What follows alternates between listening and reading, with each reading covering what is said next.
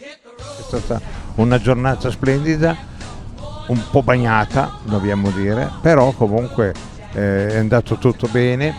C'è stato il solito pranzo che la Giuse non sbaglia mai a organizzare, ma soprattutto la visita al Palazzo Reale, un giro per Monte Carlo, e quindi una domenica un po' diversa dal solito. E questo perché abbiamo dei soci e noi dobbiamo fare qualcosa, visto che questa associazione ha dei soci e i soci hanno diritto a passare qualcosa di diverso dal solito e per divertirsi, per informarsi, per capirsi.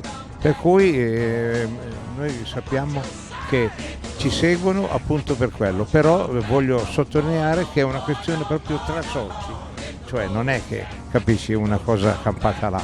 Noi abbiamo fatto tessere per tutti e tutti quelli che hanno la tessera possono venire con noi. È stata una giornata di allegria.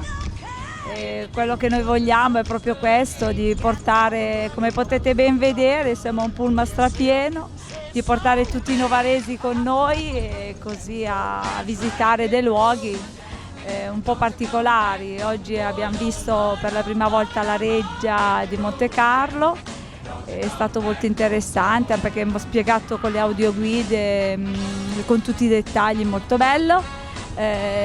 Quindi siamo molto contenti anche oggi che è andato tutto bene, siamo orgogliosi di quello che riusciamo a fare e continueremo per la nostra strada sempre a organizzare queste gite dove tutti possono venire, perché vengono fatti veramente con il cuore a prezzi stracciatissimi, in modo da dare la possibilità a tutti di partecipare.